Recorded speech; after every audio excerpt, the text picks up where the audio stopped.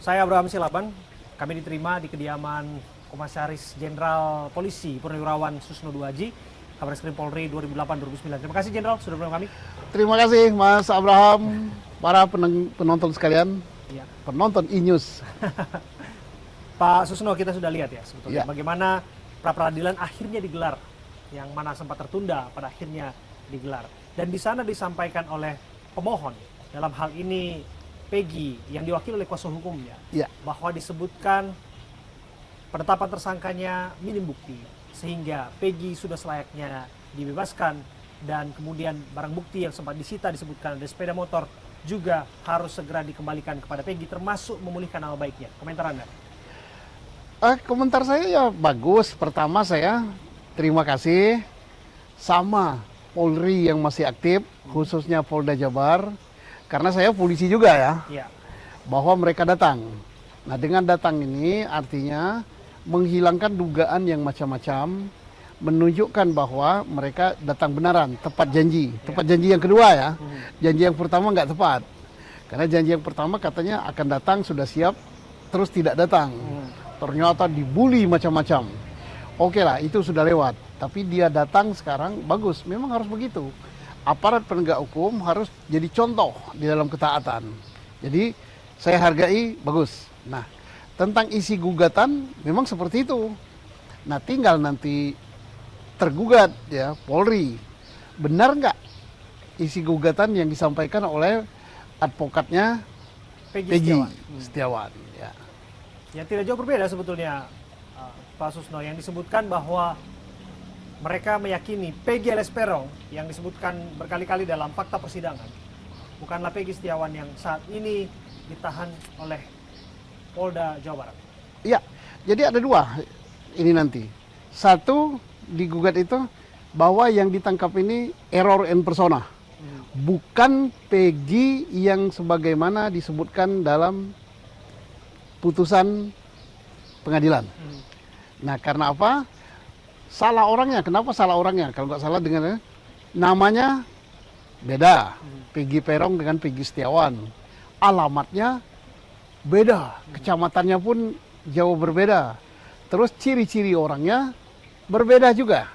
Nah, kemudian Peggy yang ini sudah lama dicari. Kalau sudah lama kalau mau nangkapnya, jadi dekat sama Polda kok. Kalau di Bandung jauh sama Polda. Nah, yang kedua, syarat daripada penangkapannya tidak memenuhi syarat, tidak memenuhi dua alat bukti. Karena syarat penangkapan tidak memenuhi dua alat bukti, maka tentunya syarat penahanan juga tidak benar ya. Karena syarat penahanan tidak benar, maka syarat untuk menentukan sebagai tersangka tidak benar juga. Nah, tentunya dikatakan juga merembet ke yang lain. Upaya paksa yang lain seperti penyitaan sepeda motor dan sebagainya itu tidak benar juga karena bukan orangnya gitu. Ya.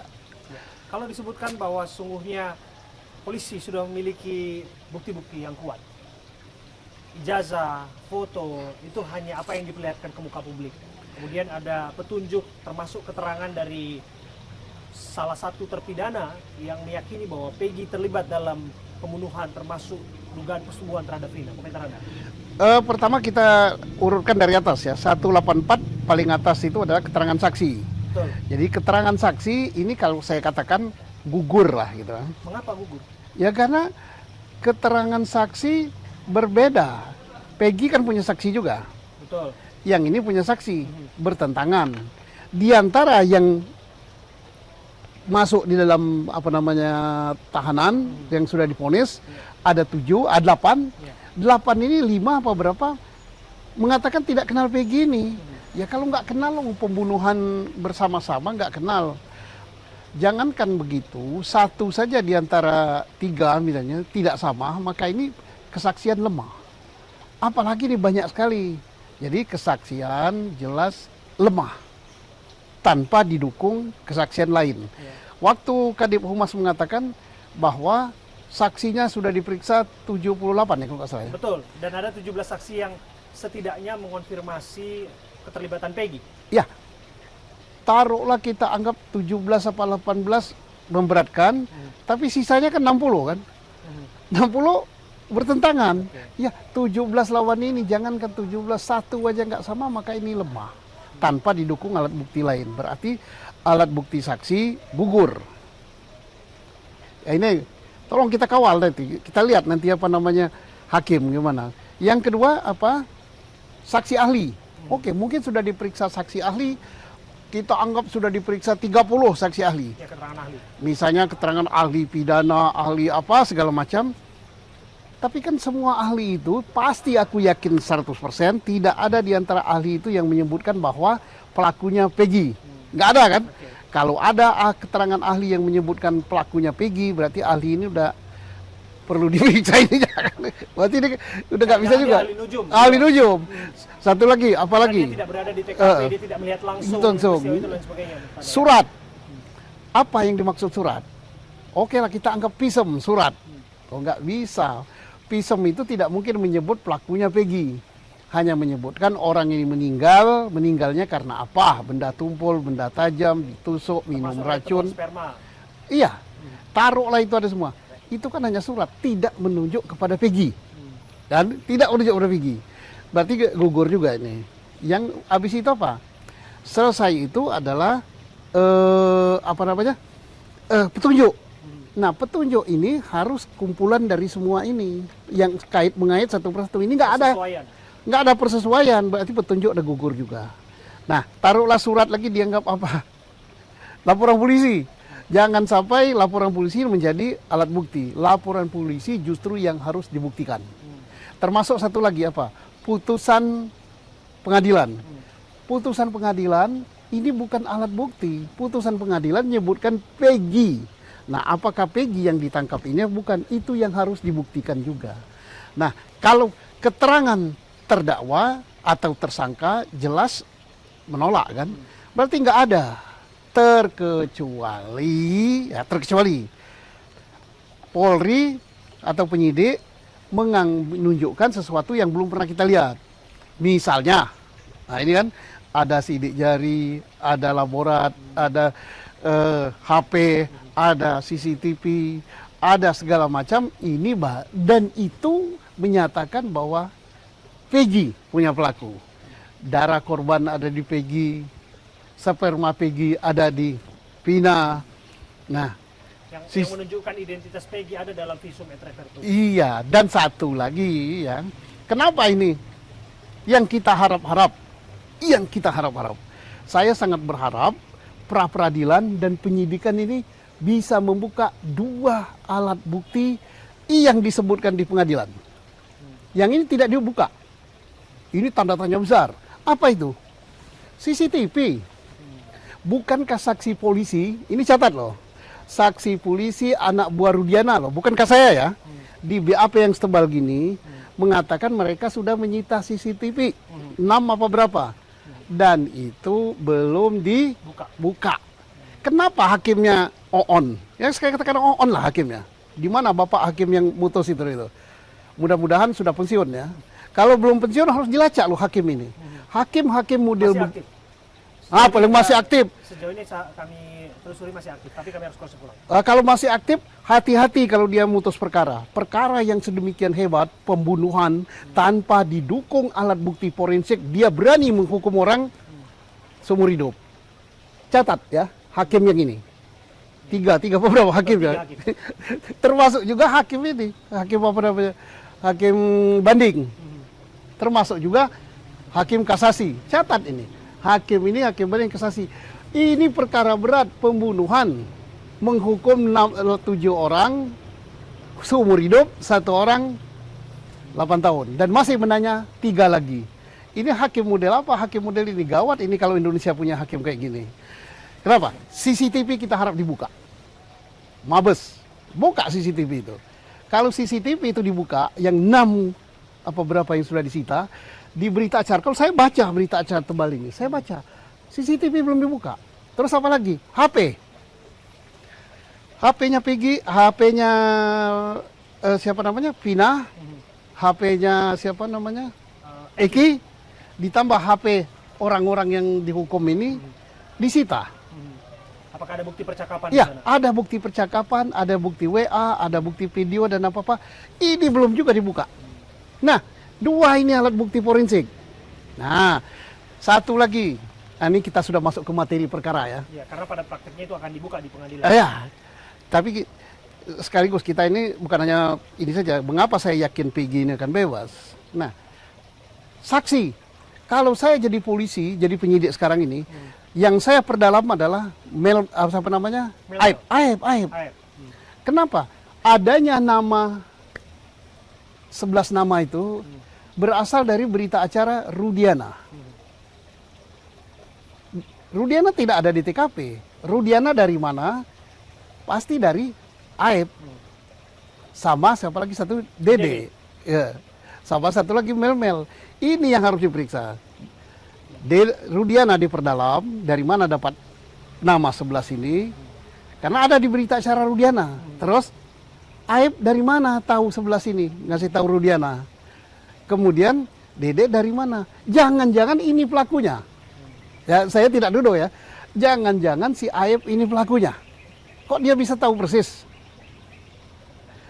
Nah, ini saya curiga besar. Mudah-mudahan Aibnya nggak lari.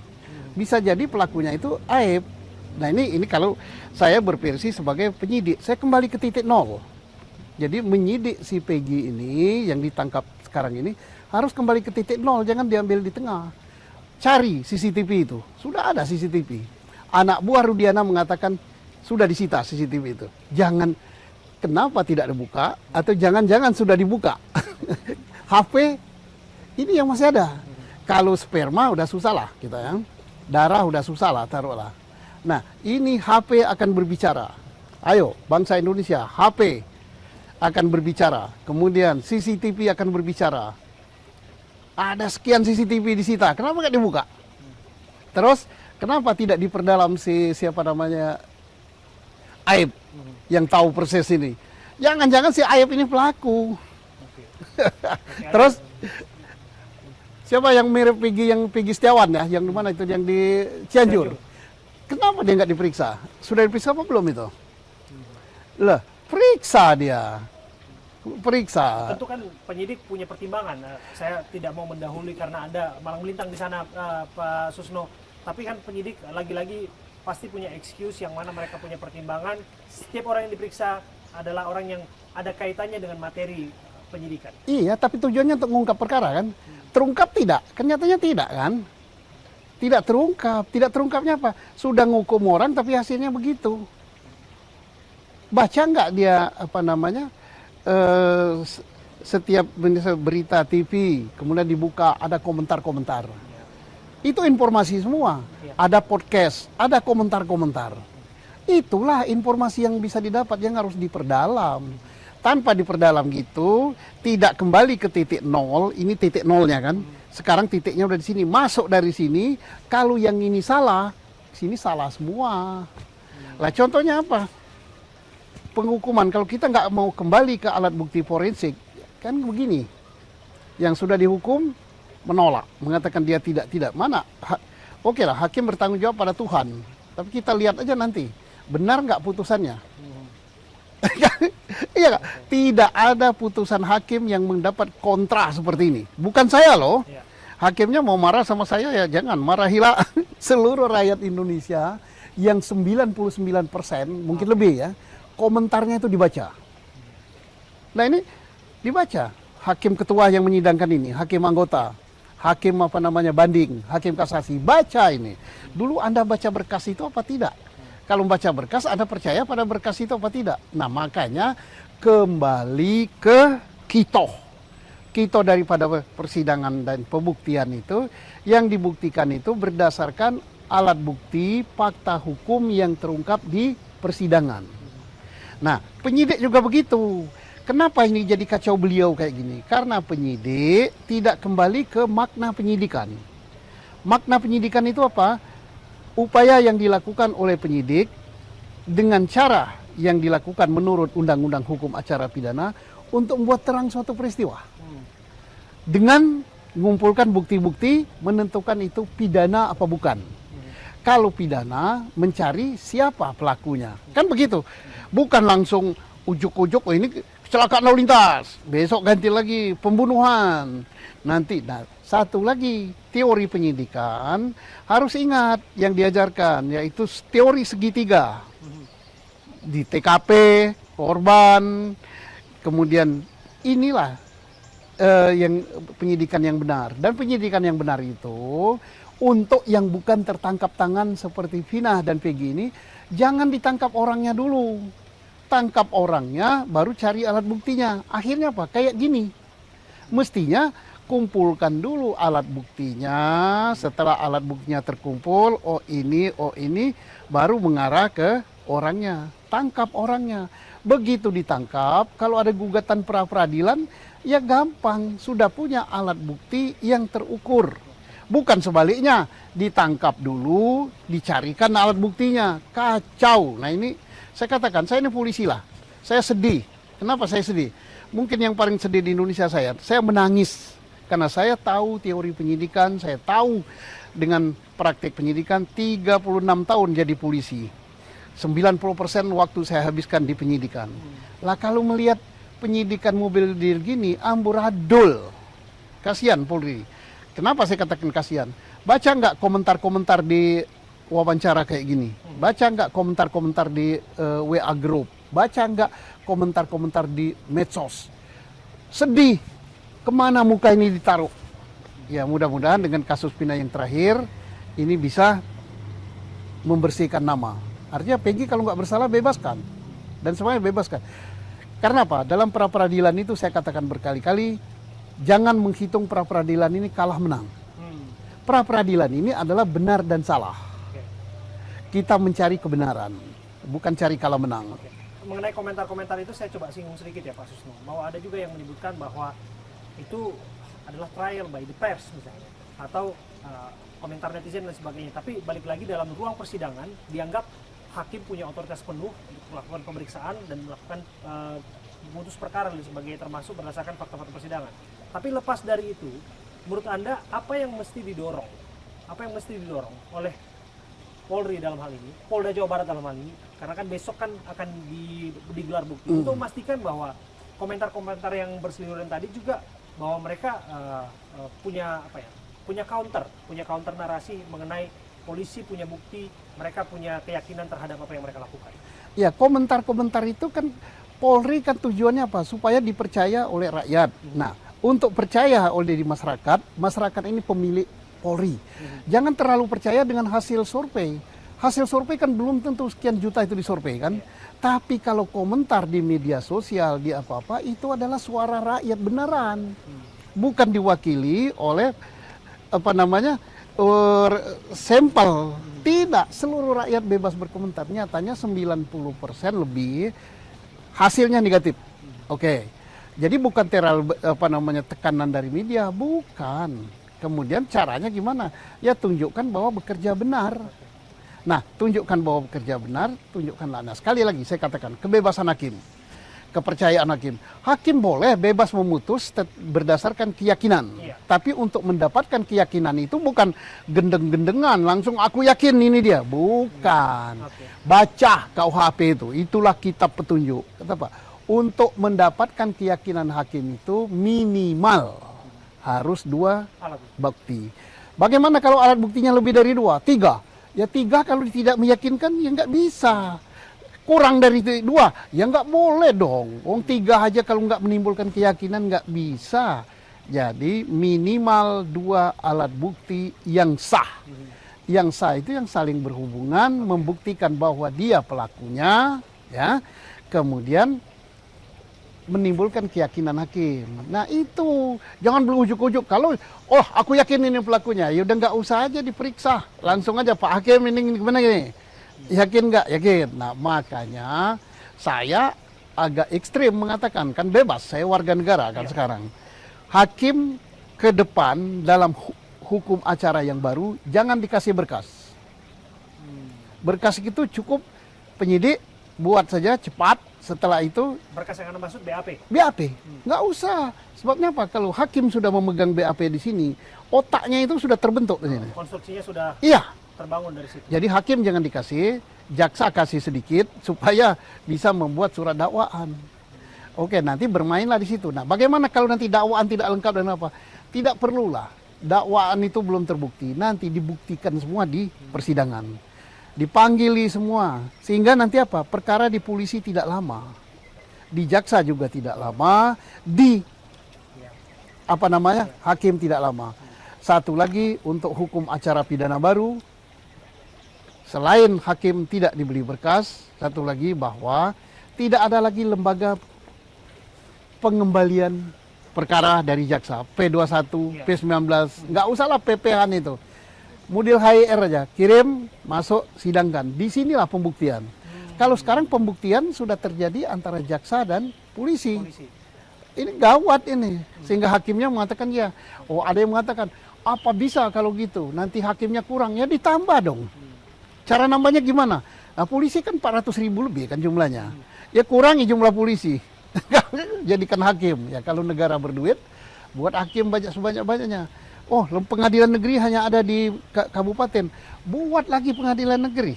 Bila perlu pengadilan negeri ada di tiap kecamatan dan kelurahan. Apa susahnya? Dengan demikian harapan bahwa peradilan efisien, peradilan secara waktu cepat juga murah itu juga bisa dilakukan. Akan cepat kalau hakimnya banyak, pengadilannya banyak. Terus tidak perlu nanti pembuktian di tingkat polisi sama jaksa. Udah kirim aja semua berkas itu. Pak Susno, saya ingin juga mendalami mengenai disebutkan ya, Peggy berubah-ubah identitasnya. Dalam hal ini Peggy yang ditahan, Peggy Setiawan. Ini dianggap bahwa jangan-jangan ada kecurigaan di sana. Yang mana Peggy punya alibi, ada Ibnu yang mengatakan bahwa dia ada di sana, termasuk pemborong kerja bukan di TKP, termasuk bahwa harus dipertanyakan kelekatan identitas dengan visum et repertum yang sampai saat ini belum dibuka terhadap korban. Tapi ada juga yang mengatakan bahwa kenapa kok Peggy berubah-ubah identitas, ayahnya juga namanya diubah, Peggy jadi Robi, sehingga publik bertanya-tanya jangan-jangan ada sesuatu di balik Peggy. Membuktikan perkara, membuktikan pidana ya, tidak ada satu dalil pun di dalam hukum acara kita bahwa dengan jangan-jangan, bahwa dengan curiga, nggak boleh, harus pembuktian secara hukum. Lo orang ganti nama ya bebas-bebas saja. Mau 10 kali, mau 100 kali ganti nama. Yang penting nama asli dia ada. Kalau nama asli dia nggak ada, nanti KTP-nya nggak benar. Minta SIM nggak bisa, minta paspor nggak bisa, minta visa nggak bisa, nikah nggak bisa, buka rekening bank duitnya nggak bisa ditarik. Ya saya hari ini, dia mau pakai Peggy, besok pakai siapa namanya, nama-nama orang barat yang hebat. Robi, Predrag dan semuanya. Ya boleh-boleh aja. Yang penting jangan merubah dokumen asli. Kenapa? Kalau merubah dokumen asli, yang rugi dia. Nah, kalau ada penyidik yang mengatakan, kamu merubah-rubah nama, berarti kamu ini ada tujuan tertentu. Itu penyidik sudah subjektif. Jangan sampai ada aparat hukum seperti ini. Tapi ada kan, kemarin dalam ELC, siapa namanya? Pengacara senior. Dia merubah nama jadi Robi. Oh, ini pengacara senior kok begini gitu pemikirannya. Kacau negeri ini. Ya mau berubah 100 kali, mau berapa kali boleh. Pembuktiannya bukan dengan dia berubah nama. Pembuktian perkara itu bukan dengan ada kecurigaan. Nah, harus dibuktikan dong. Berkali-kali Pak Susno mengatakan bahwa semestinya ditangguhkan penahanan terhadap Peggy. Apa dasar dibalik itu? Karena saat ini sudah masuk dalam tahapan pra-peradilan. Sebelum pra-peradilannya, kalau sebelum pra-peradilan ditangguhkan, apik sekali, ya, bagus. Kenapa bagus? Karena seseorang ditangkap 1 kali 24 jam, ini kewenangan polisi. Tidak perlu dengan 2 alat bukti. Begitu 1 kali 24 jam meragukan, alat buktinya kurang, tidak perlu ditangguhkan, tidak perlu ditahan bila perlu kan. Tidak perlu ditahan. Nah, kalau sudah terlanjur lebih dari 1 kali 24 jam, dia udah ditahan 2 kali 24 jam, atau 3 kali 24 jam, atau seminggu, tangguhkan. Kenapa tangguhkan? Loh, buktinya belum lengkap. Nah, jangankan, karena polisi nahan kan, penyidik menahan 20 hari kan. 20 hari habis, ditambah lagi 40 hari, 60. Cukup nggak? Nah, kita ambil aja waktu. 8 tahun, buktinya tidak cukup. Boro-boro ini hanya 60 hari, ngapain nahan dia?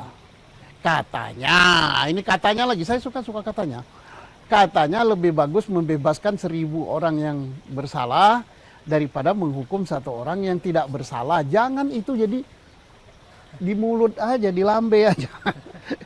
Harus dibuktikan. Lepas. Nah lepas kenapa? Oh itu hukum boleh kok menangguhkan orang. Harus permohonan, nggak usah harus permohonan. Ragu-ragu udah dilepasin aja, tapi kalau dilepaskan itu bukan berarti penyidikan dihentikan. Tidak. Penyidikan tetap jalan, tidak perlu dibuka kembali, tetap jalan. Pelan, tapi lebih meyakinkan. Makanya CCTV bisa dibuka. Kalau CCTV bisa dibuka, bisa kelihatan siapa di situ. Siapa di situ? Oh, nggak punya alatnya. Ya kan di Surabaya itu ada yang mengatakan nggak pula alatnya. Apa Kapolda mengatakan tidak bisa ngambil DNA, harganya mahal. Lapor ke Mabes dong. Anggaran penyidikan udah besar sekarang. Jadi jangan alasan itu dibuat-buat. Sama dengan, oh nggak bisa dibuka di mana? Cirebon. Kan ada Jakarta kan. Jakarta nggak bisa, minta bantuan internasional. Karena ini menyangkut nyawa 2 warga negara Indonesia. Pak Susno, akan seperti apa jalannya pra peradilan? Dalam hal ini prosesnya kan sedang berjalan dan barangkali Anda ada input tersendiri terhadap hakim yang akan mengoreksi semuanya. Sekarang saya positive thinking ya. Positive thinking saya hakimnya baik, bijaksana, clear and clean, sesuai antara ucapan dengan kata. Dia katakan kan yang saya mengiang di sini, saya tidak ada kepentingan. Ya. Yang saya maksud itu tidak ada kepentingan itu mungkin terhadap pihak-pihak yang berperkara ya. Tapi dia punya kepentingan dong. Sebagai hakim kepentingannya apa? Menegakkan kebenaran dan keadilan. Itu kepentingan dia. Tapi kalau hakimnya tidak ingin menegakkan kebenaran dan keadilan, hanya tenggang rasa, wah ini maka kebenaran dan keadilan tidak tegak. Nah, sekarang kenapa Anda nggak nanya peluangnya yang menang? Ya, peluangnya akan seperti apa? Ya kalau peluangnya nggak usah diumumkan. Saya buat podcast hari ini sepanjang penyidik Polri tidak bisa menunjukkan bukti saintifik, ya, maka dari sudut mana mau menang? Saksi, saksi gugur semua kok. BAP, bukan BAP, putusan pengadilan, itu bukan bukti kok. Apalagi pisem nggak menunjuk kok. Apalagi ya ada keterangan ahli, mau 100 keterangan ahli pun tidak ada satupun yang mengatakan Peggy pelakunya. Petunjuk apalagi mau ditunjuk satu sama lain. Petunjuk itu adalah persesuaian alat bukti kan. Termasuk surat ya. Termasuk surat dari siapa? Oh rapor, ya rapor justru tidak menunjukkan Peggy pelakunya. Terus surat lagi apalagi kartu keluarga tidak juga. Apalagi foto yang diangkat oleh Kadip Humas yang katanya rahasia. Inilah foto yang saya angkat dan tunjukkan. Ya foto 3 bersaudara kok mau apa? Jadi saya nggak katakan yang menang penggugat ya, tidak ya. Ya dengar saja omongan saya tadi. Terakhir ya Pak Susno ya, ini mengenai keberadaan dari Abdul Pasren, seorang ketua RT yang dianggap penting kesaksiannya untuk diperdengarkan ke muka publik.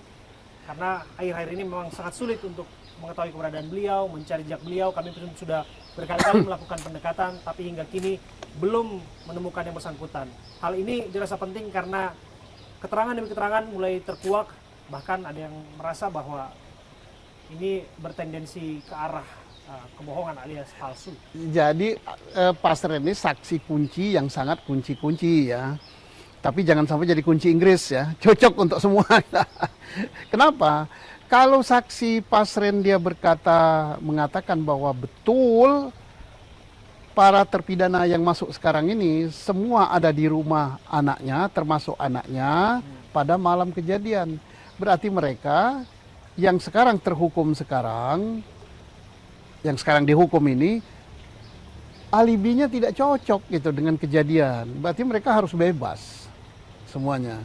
Tapi gara-gara dia ngomong begitu, maka mereka jadi tersangka. Akhirnya jadi terpidana. Kalau Pasren mana yang benar, mana yang tidak, saya tidak tahu, ada di hatinya. Kalau dia mempertahankan misalnya yang ini yang bohong, tetap dia pertahankan, akibatnya orang dipidana seumur hidup, dosa tanggung penumpang. Lah, sangat penting. Oh, sulit nyarinya? Nggak ada yang sulit saya kira. Kalau Polri mau menyarinya tidak, tapi yang sulit nyarinya mungkin orang lain. Lah, mengapa sulit? Mungkin ada yang membuatnya sulit, gitu kan. Saya tidak mengatakan pasien ini bohong, pasien ini benar. Mari kita lihat nantinya. Ya. Kemudian satu lagi ya, yang perlu saya tambahkan, kejahatan ini kejahatan bersama-sama. Kan tidak sendiri-sendiri bunuhnya kan. Harus ada berita acara konfrontir. Kalau tidak buat berarti penyidiknya tidak profesional. Gimana? Suatu perbuatan pembunuhan, perkosaan dilakukan bersama. Yang ini sudah dihukum, yang ini masih dalam pemeriksaan, yang ini menolak. Cocokkan aja sama orang ini dengan berita acara, namanya berita acara konfrontir. Pro justisia, satu-satu dipanggil. Kenal nggak sama ini? Nggak. Betul dia pelakunya? Nggak tahu karena kami juga nggak. Berarti gugur. Kenal nggak sama yang ini? Nggak. Kenal nggak. Berarti dia bukan pelaku dong. Ada satu yang kenal, Sudirman. Kenal nggak? Kenal. Pelaku nggak dia? Ya pelaku. Tapi dilihat dulu Sudirman ini orang gendeng, normal apa abnormal. Oke lah, di sini Mas Silaban ya, saya tidak memihak siapapun. Saya polisi, saya sangat cinta pada polisi. Janganlah polisi dikasih umpan yang negatif sehingga dia terjerumus. Saya yang paling sakit. Polisi kita bela dengan memberikan masukan-masukan yang baik. Masukan yang baik itu kadang-kadang pahit, nggak enak gitu kan. Tapi itulah. Nah, saya juga tidak membela Peggy. Sanak saya bukan, family saya bukan, kenal pun bukan, lihat wajahnya baru ini. Yang saya tetap bela adalah kebenaran untuk mencapai keadilan. Jangan sampai direkayasa perkara ini. Kalau direkayasa tidak enak. Mengapa saya katakan tidak enak? Ini Bung merasakannya. Saya direkayasa oleh penyidik instansi saya. Jangan lagi, cukup saya korbannya. Terima kasih Komisaris Jenderal Polisi Purnawirawan Susno Duaji. Terima kasih Mas Silaban, mudah-mudahan rakyat Indonesia mendengarkannya. Terima kasih.